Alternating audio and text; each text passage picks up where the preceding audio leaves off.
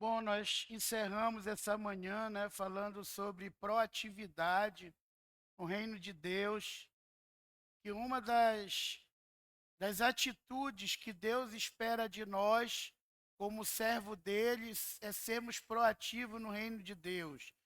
A palavra de Deus diz que aquele que só faz o que é mandado é servo inútil para Deus, é servo inútil. E o servo que Deus valoriza é aquele que percebe o que está faltando, vai lá e se oferece, se oferece.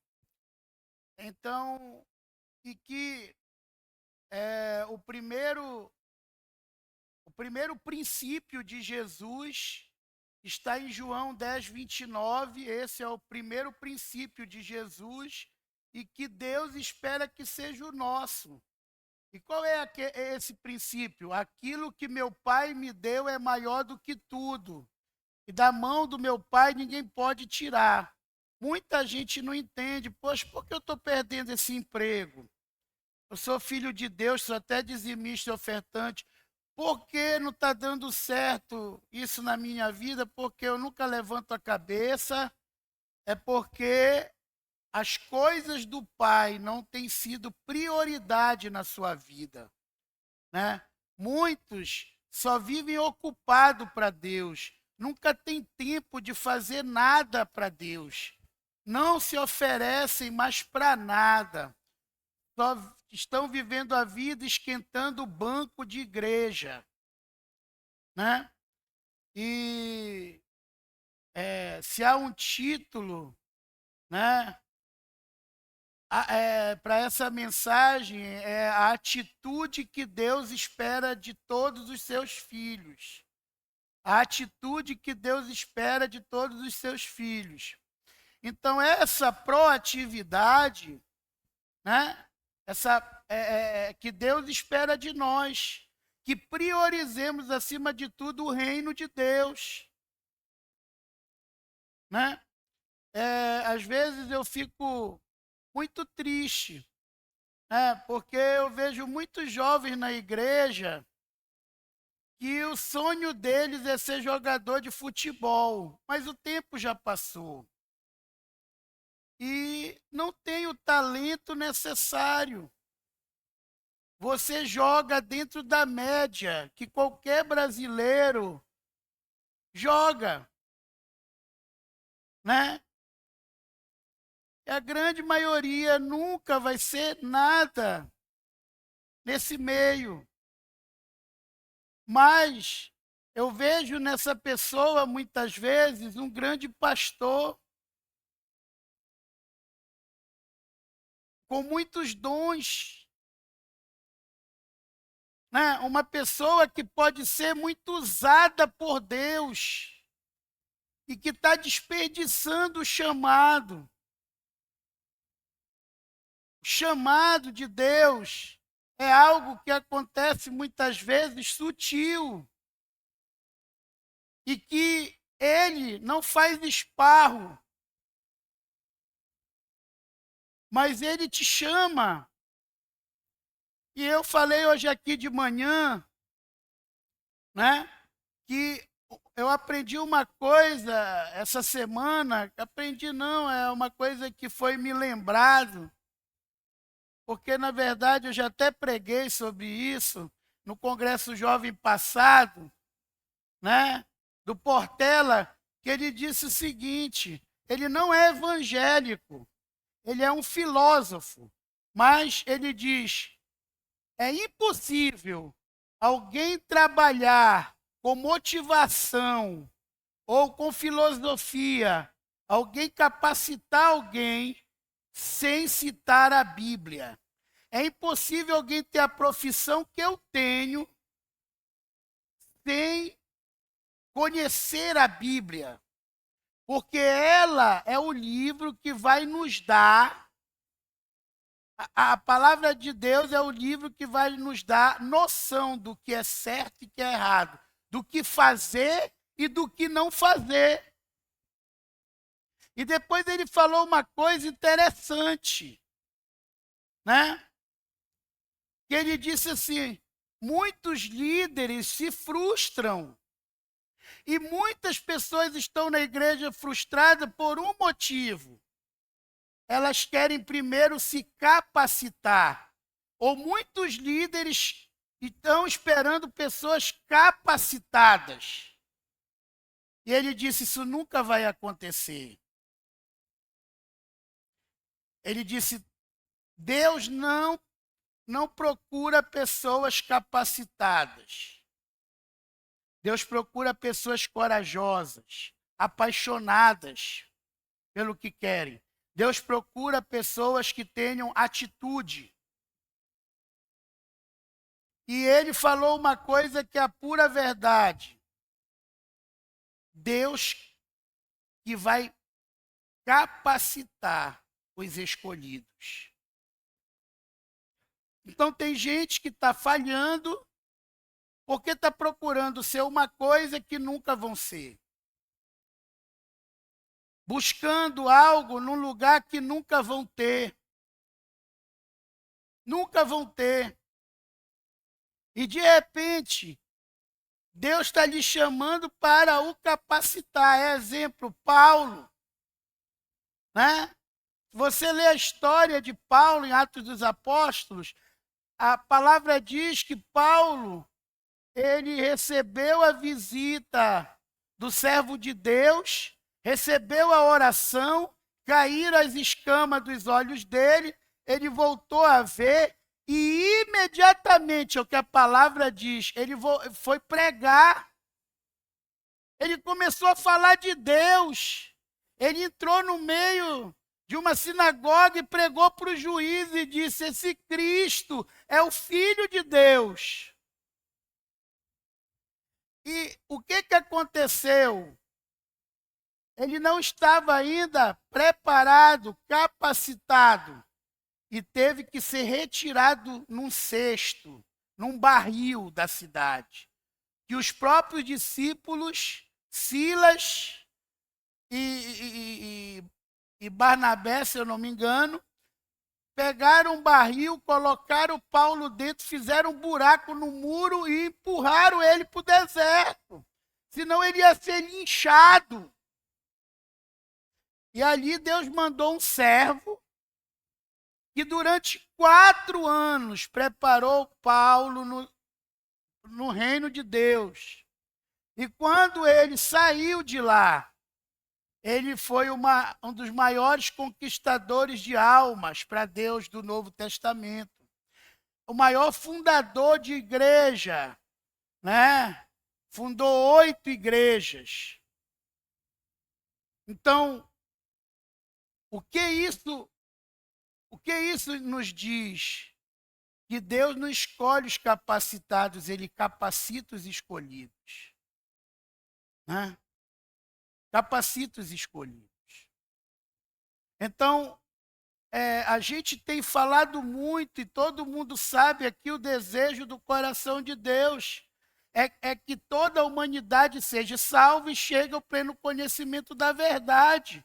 E isso ele espera de quem? Do mundano? Da igreja. Então, esse princípio de João 10, 29, não é só do Senhor Jesus, é nosso também. Deus quer que a gente priorize, acima de tudo, o reino dele, o que é do Pai, o que é dele. E quando a gente tem um chamado, você pode fazer o que fizer, vai continuar aquele vazio. Você vai, mesmo fazendo uma coisa justa que não é pecado, você se sente que está em pecado. Enquanto eu não abracei o pastorado, e por mais que eu andasse em santidade, eu estivesse trabalhando num trabalho digno, porque eu trabalhei muitos anos para um prefeito, eu era o fantasma dele. Eu era aquela pessoa que realizava a obra para ele cortar a fita. Então, trabalhava às vezes, por isso que eu durmo pouco, 3 turnos. Fiscalizava a obra de manhã, de tarde e à noite, de madrugada. Dormia, na maioria das vezes, só 3 horas por dia. Era novo, 17 anos. Já pensou um moleque de 17 anos tendo salário de 15 mil? Por isso que os meus ternos eram cheios da grana. Para você ter uma ideia, eu acumulei tanto dinheiro que quando o papai me chamou, eu vou falar isso melhor depois, para ir para o 40 horas, eu vivi 2 anos com o dinheiro do terno. Eu vivi 2 anos com aquele dinheiro, porque ele disse, meu filho, a única ajuda que eu posso te dar é R$ 200. Mas eu sei que você é um cara virado. Aí eu chamei o Jones e disse, Jones, você topa ficar do meu lado aqui? Eu posso te dar uma ajuda de R$ 200, que era o que o papai ia mandar para mim, eu passei para ele. E comecei a me sustentar com o dinheiro do bolso do paletó.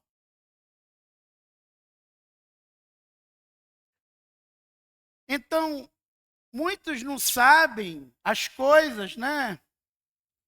Mas, irmãos, o que faz hoje não faltar nada para mim é a prioridade que eu dou para o reino de Deus. Não importa, ele é inegociável. Eu estou disposto a perder filho por ele, esposa por ele, qualquer coisa por ele, pelo reino de Deus. Ele é totalmente inegociável para mim. Inegociável. E o Elde, que assumiu a igreja de Ananindeu há 28 anos atrás, não é o mesmo que está aqui hoje. Mas, cada ano que passa, a pancada é maior. Porque Deus vai nos levando a coisas maiores. Eu sempre me gabei de não ter nenhum inimigo. Eu não tenho nenhum inimigo, pessoalmente falando, eu não tenho. E todos os inimigos que eu tenho hoje é em decorrência do reino de Deus. Como eu falei de manhã, eu nunca soube o que era ter uma dívida. Eu não tinha cartão de crédito, eu comprava tudo à vista. Comprei meu primeiro carro à vista. Comprei a minha primeira casa à vista.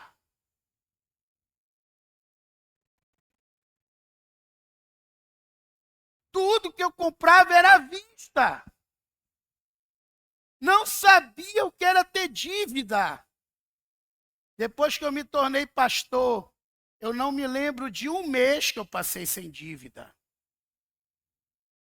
Toda a dívida que eu tenho hoje em decorrência da obra de Deus. Como eu falei para você, estava pregando aqui de manhã e o dono do templo me pressionando, que já tem 90 dias que ele me deu uma documentação errada. Que não constava o galpão dentro dessa documentação. E o que ele deveria pagar, que era 8.500 para fazer essa documentação de novo, fui eu que paguei.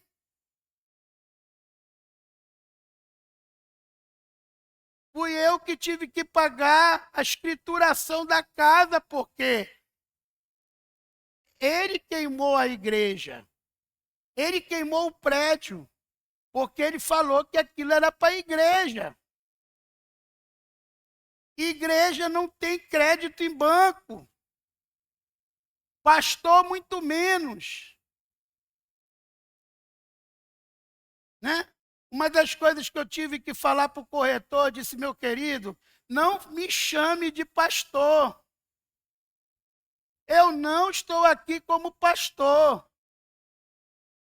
Me chame de biólogo, de professor, do que você quer me chamar. de empresário, mas não me chame de pastor. E quando você me chama de pastor aqui no banco, o banco não vai me liberar crédito. Infelizmente. Mas por que eu estou lutando? Por mim, pelo reino de Deus. Porque reflita na sua vida qual foi a última vez que você ganhou uma alma para Jesus. Nunca? Ou você não se lembra? Então, pense, se Jesus voltasse hoje, será que você vai subir?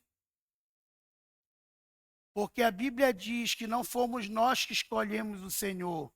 João 15,16. Foi Ele que nos escolheu para darmos fruto. Esse é o objetivo da escolha. Frutificar. No livro de 1 João, capítulo 2, versículo 9.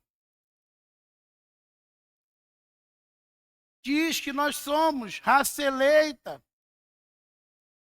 sacerdócio real, nação santa, a fim de proclamarmos as virtudes daquele que nos chamou das trevas para a sua maravilhosa luz. Essa é a finalidade do nosso chamado. Então, eu posso afirmar que quem não ganha almas não vai para o céu. Você pode nunca ter matado ninguém, você pode ser o maior dizimista da igreja, nunca ter fumado, nunca ter bebido, você também não vai para o céu. Por quê? Porque você não tem amor.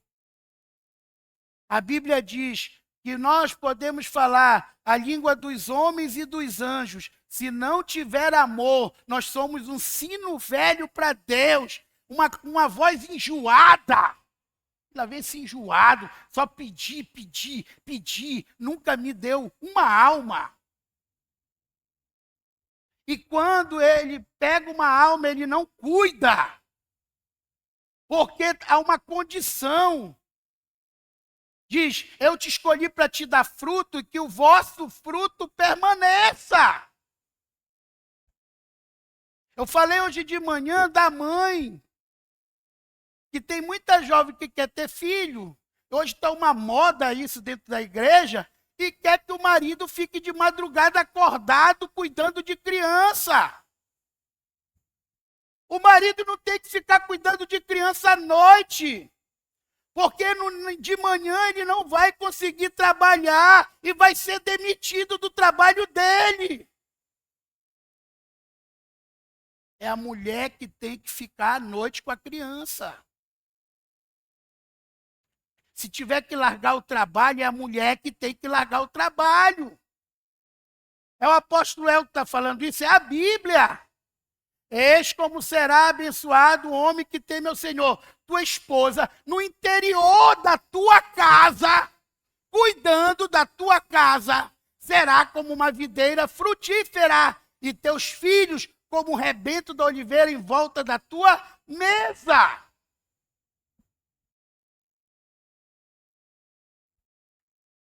Falamos que muita gente é inimigo da cruz e não sabe. Porque está querendo trazer o mundo para dentro da igreja. Está se vestindo como o mundo se veste. Fala como o mundo se veste. Irmãos, hoje não é difícil. Eu vou falar umas palavras aqui que é feia. Pastor falando sacanagem. Isso é palavrão. Isso não é palavra para estar na boca de pastor. Isso não é palavra para estar na boca de crente. Vocês nunca viram falando isso.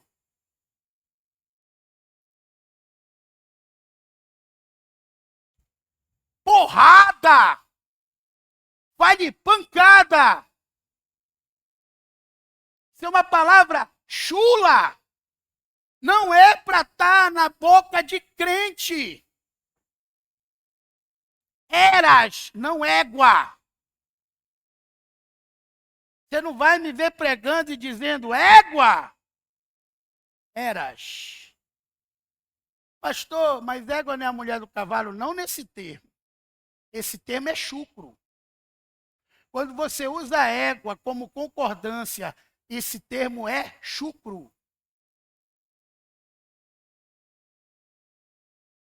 Então, o mundo está vindo para dentro da igreja. Os costumes do mundo, a moda de vestir, de falar do mundo. E como eu li em Filipenses hoje de manhã, diz: muitos não sabem, mas o modo que estão vivendo, se vestindo, falando, tornam eles inimigos da cruz de Cristo. Por quê? Você imagina um cara como Enéas, vendo algumas pessoas pregarem, falando palavras de segundo escalão. Ele jamais ia aceitar isso. Um cara de mentalidade não aceita isso. Não aceita. Teve uma época que o papai decidiu sair da Igreja Batista Nova Esperança e procurar outra igreja. Ele foi abençoado pelo pastor Marcelo, por quê? O pastor Marcelo não tinha uma visão de ganhar almas. Ele achava que a igreja ia crescer com os filhos, filhos dos membros. E o papai tinha uma visão diferente, a visão da Bíblia, que nós temos que ganhar alma, nós temos que evangelizar, nós temos que gerar frutos. Então o papai pediu a bênção para o pastor Marcelo e começou a orar e visitar algumas igrejas. E nós fomos em algumas igrejas. Excelente. Uma estrutura linda. Que até evangelizavam. Mas quando o pastor começou a pregar, só chamando palavrão no púlpito. Palavra chucra. O papai disse, bora embora. E saiu no meio do culto. Porque o papai tinha um português perfeito.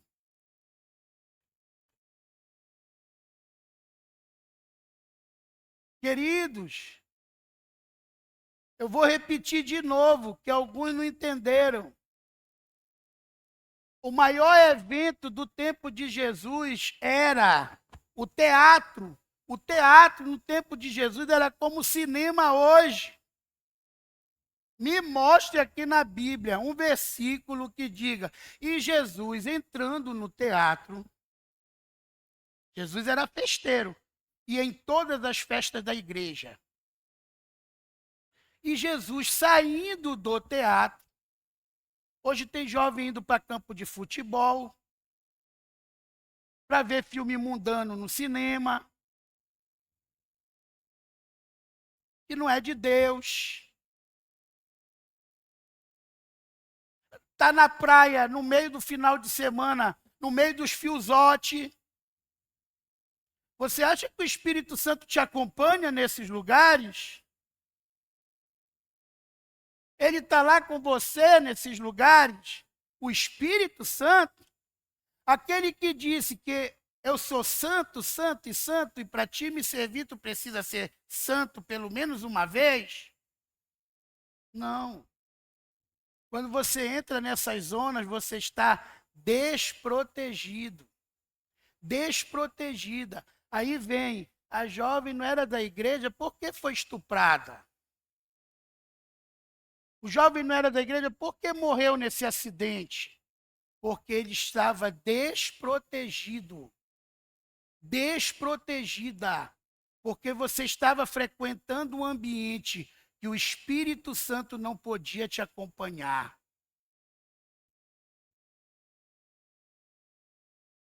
Quem está entendendo, diga amém.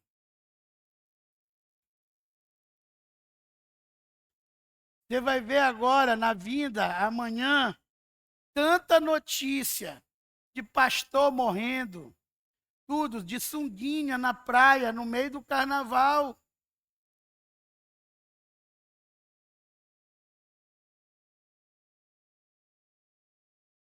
Por quê? Estão sendo inimigos da cruz de Cristo.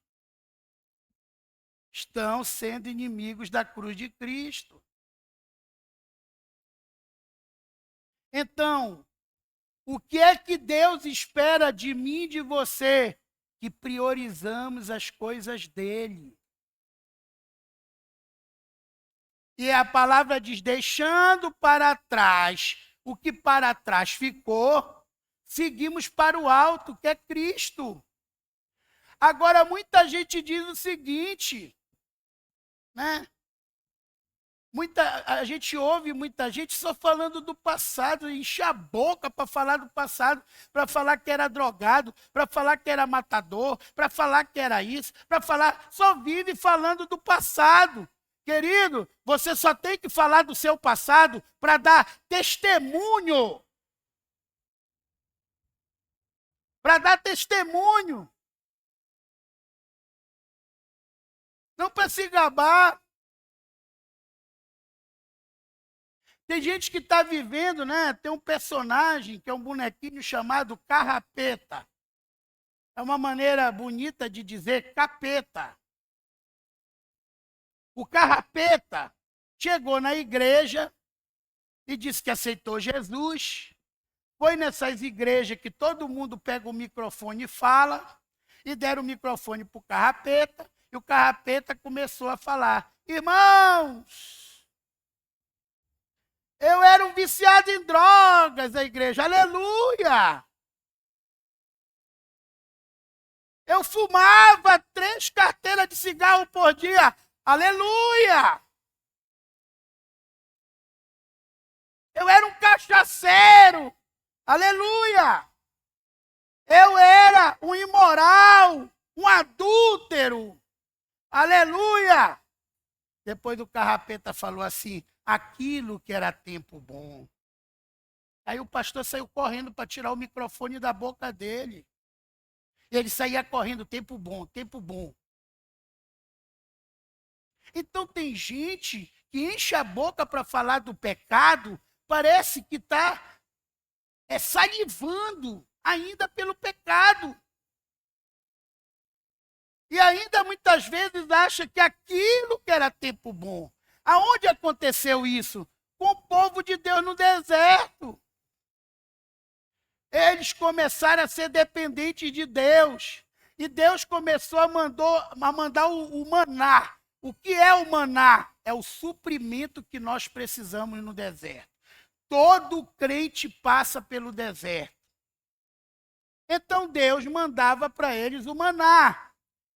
E eles não podiam acumular de um dia para o outro, porque quem pegasse mais do que o suficiente, no outro dia estava cheio de larva, de mosca, estragado. Deus mostrando o seguinte, no deserto, eu te guio, eu te sustento. Não vai sobrar, mas também não vai faltar. Mas tu vai ter que aprender a viver pela fé. Então, no deserto, ou você aprende a honrar a Deus com pouco e ser fiel a Deus, ou você vai morrer no deserto, como a maioria daquele povo morreu. E o que aconteceu? Passou uns dias, o povo começou a murmurar debaixo da nuvem. Que para proteger do sol de manhã, Deus mandava uma nuvem para proteger o povo do frio. Eu não sei quem já foi em Brasília. Eu já fui várias vezes. De manhã é um calor insuportável. Você tem que usar aquela manteiga de cacau, que senão o teu berço racha todinho, porque nós, paraenses, respiramos praticamente água. O nosso clima aqui hoje está cerca de 80% de umidade. Eu sei porque tem pintinho nascendo aqui e a chocadeira marca. Então nós estamos hoje com os... Você sabe que 80% você está cheirando água. Nós estamos de verdade cheirando água. Porque o nosso clima é tropical. Aí pega um caboclo do Pará e bota ele em Brasília, e não chove. Racha o berço dele todinho, as pontas das orelhas, porque ele é igual um Aquaman. Nós vivemos na água. Nós respiramos água. Nós não resistimos a tempo seco. E aí, de manhã, você passa aquela agonia, aquela quentura seca, que fica a tua pele toda escamada, rachada, teu berço rachado. A tua língua racha. De noite, no deserto, é o contrário. Às vezes a temperatura zera. Vai para baixo de zero. É como te tirar de um forno de manhã e te colocar na geladeira à noite. E o nego bate o berço. Não aguenta, não aguenta. Não aguenta. Assim o povo viveu durante 40 anos. Então, o que Deus fazia? Para o povo não sentir calor de manhã, Deus botou uma nuvem que protegia o povo todo. E à noite, para o povo não sentir frio, Deus colocou uma bola de fogo que aquecia o povo. E debaixo dessa nuvem, o povo começou a murmurar. Ah, não aguentamos mais esse maná. Por que Deus nos trouxe aqui? Nós estamos com saudade das carnes do Egito. Da carne do Egito e tudo. Aí Deus mandou um monte de codorna e no outro dia um monte morreu de diarreia. No meio do deserto. Por quê? Era mentira isso. Eles não comiam aquilo. Aqui, eles eram escravos, eles comiam o que sobrava. O resto dos egípcios. O resto. Você está vendo por que ela está gritando, a Lady Laura? Porque ela está ouvindo a minha voz. É a mesma coisa. Nós temos que ouvir a voz do Pai.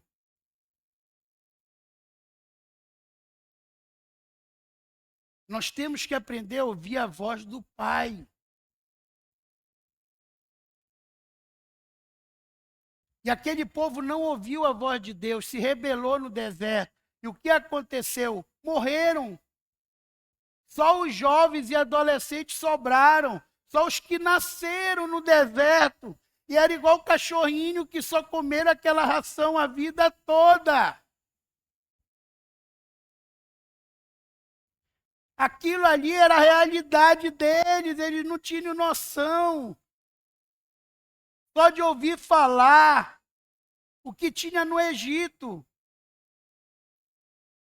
Então, o que eles conheciam, a realidade daqueles jovens, adolescentes, era o deserto, que eles nasceram lá.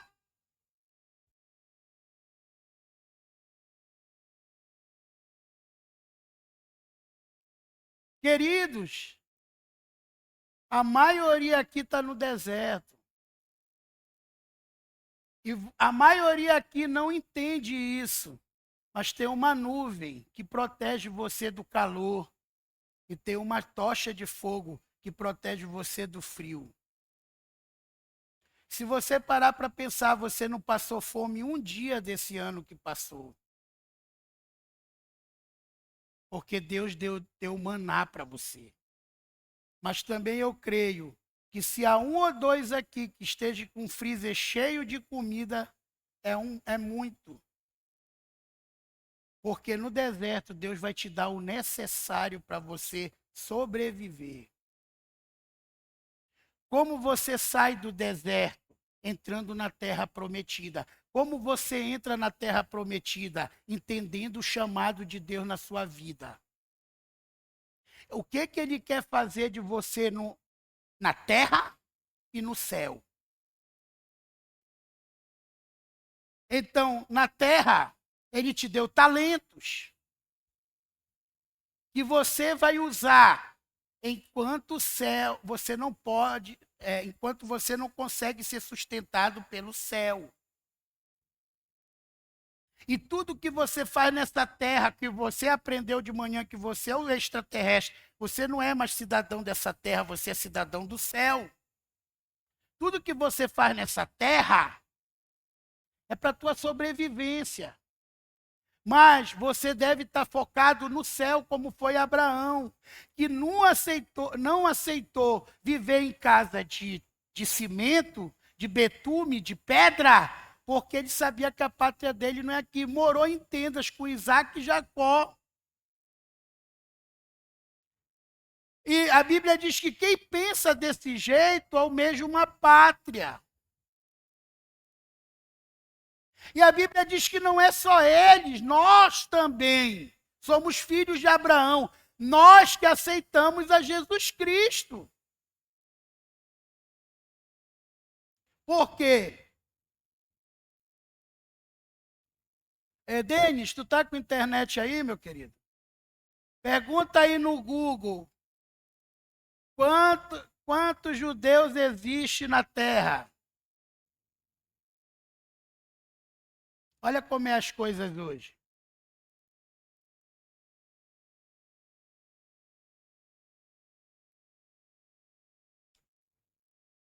Quantos? Hein? 15 milhões. Isso é incontável? Isso é areia do mar? Não. Quando a Bíblia fala uma multidão incontável, está falando dos salvos também. Está falando daquelas pessoas de toda parte da terra, dos gentios que aceitariam Jesus como Senhor e Salvador e entenderiam o chamado da cruz. Largariam o mundo, as coisas do mundo, porque entenderam, eu sou cidadão do céu. Eu estou aqui nessa terra de passagem. Eu sou extraterrestre nessa terra. Eu sou extraterrestre nessa terra. O meu galardão, o melhor de Deus, está lá no céu para mim. É isso que muita gente não entende. E a maioria pensa assim, o mais importante é o meu trabalho aqui na terra. É o que está aqui na terra que é o verdadeiro. Lá no céu é sombra da terra. O mais importante é a minha família aqui da terra. O mais importante é o dinheiro que eu ganho aqui na terra. O mais importante é o patrão que eu tenho aqui na terra. Isso é uma grande mentira. Ninguém vai levar isso no caixão. Aqui é muito passageiro. Olha o que está acontecendo. Será que vocês não veem que Deus está abreviando esses tempos? Nós já estamos no terceiro mês do ano. Esse ano está correndo mais ainda do que o passado. E a Bíblia diz que Deus ia fazer isso, porque se ele não abreviasse os últimos tempos, ninguém aguentaria. A Josi é viciada em televisão. Agora, está passando negócio de carnaval, está uma luta aí em casa. O que ela gosta de assistir? O que não presta. Barra pesada, desgraça. Aí ela passa a noite toda gritando. Sai daqui, neguinho! Demônios ficam cercando ela a noite toda. Porque é isso que tem por trás desses programas de sangue. Eu vejo jovens que têm o celular carregado de gente morta, de desgraça. O Genilson, às vezes, mandava essas coisas para mim, o missionário Genilson. Não de maldade. Olha aí, Helder, o que aconteceu. Olha aí, eu disse, Genilson só fala. Não me manda essas coisas. Que ele mandava, eu deletava na hora. Não me manda essas coisas. Só fala para mim.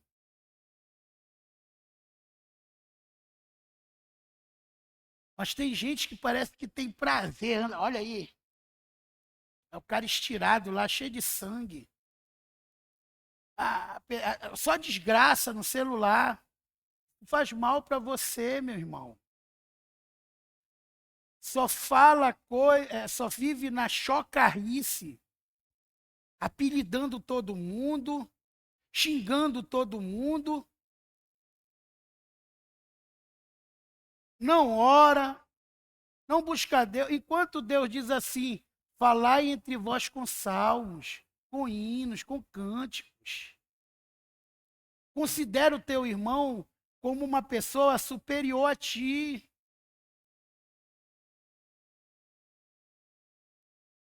Não compactua com a mentira.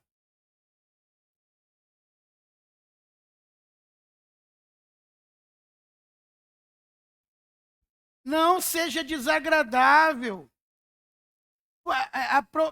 Procura apresentar-te a Deus aprovado como obreiro que não tem do que se envergonhar e que maneja bem a palavra da verdade. Jesus venceu o diabo na tentação com a palavra de Deus.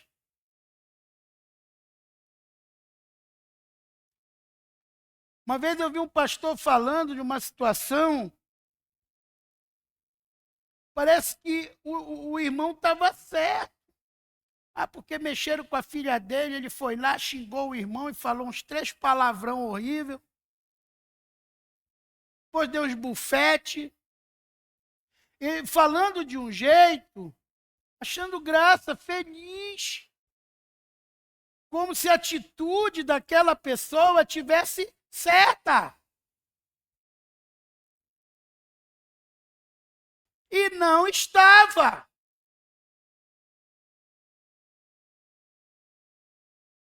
Não estava.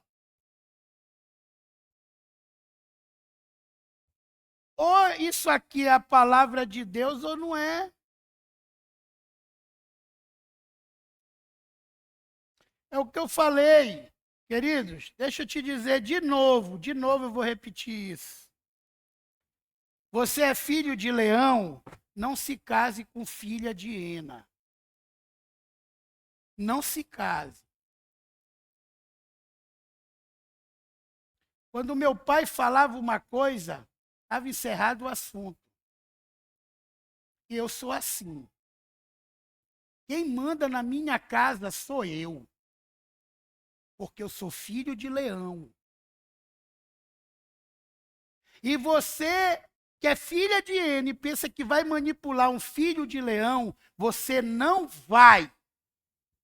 Você vai manipular filho de hiena. Ele está acostumado, o lar dele, a ser mandado por mulher. Quem é filho de leão não aceita isso. Não aceita isso. Entendeu? A Bíblia diz que Jesus foi perfeito. Jesus nunca faltou com amor.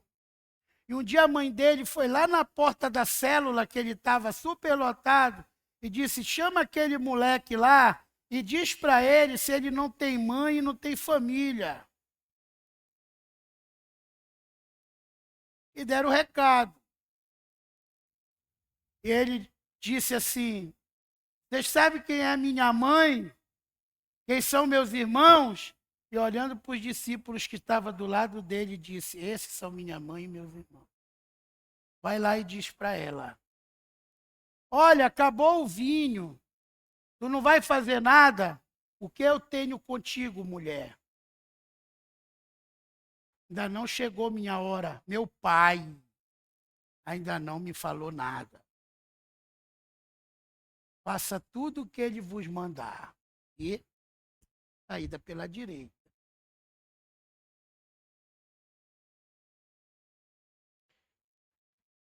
Queridos, você é o sacerdote. Se você não tiver ligado com Deus, você vai estar num lar sem propósito. Porque nunca Deus vai deixar de revelar o chamado de uma família para um sacerdote e revelar para a mulher do sacerdote. Nunca! Isso está escrito aqui, ó. Agora todo mundo, papai fazia reunião, até o cachorro, se quisesse falar, falava. Mas quem batia o martelo era ele. Depois que ele batia o martelo, acabou. Não tinha mais projeto de Elde, de Suzana, de apóstola Margarete, apóstolo Eli, eram os projetos da nossa família.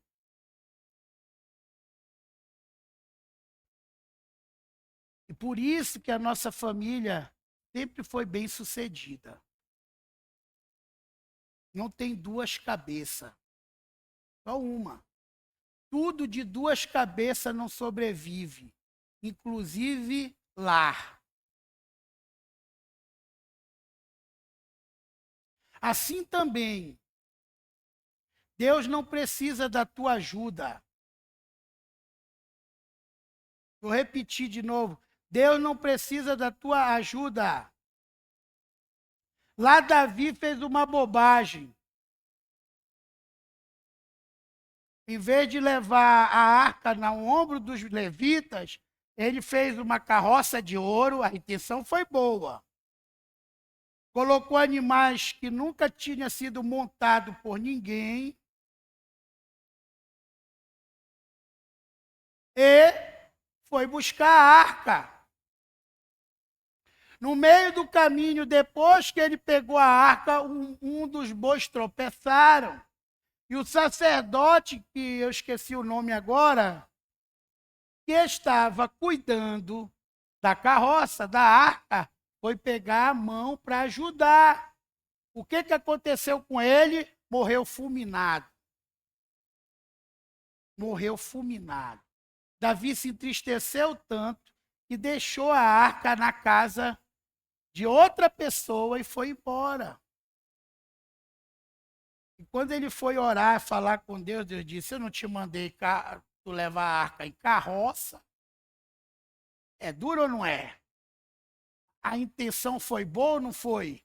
Mas não era o que o pai mandou ele fazer. Eu te falei que quem leva a arca é os levitas. E te mandei tu ofertando a mim no meio do caminho. É assim que eu quero que aconteça. E Davi voltou lá, botou uma roupa sacerdotal, pegou mais de 1 bilhão em animais, e a cada 7 passos que ele dava, ele ia sacrificando um. E adorando a Deus. E a arca foi no ombro dos levitas. O que aconteceu? A arca chegou abençoada em Sião.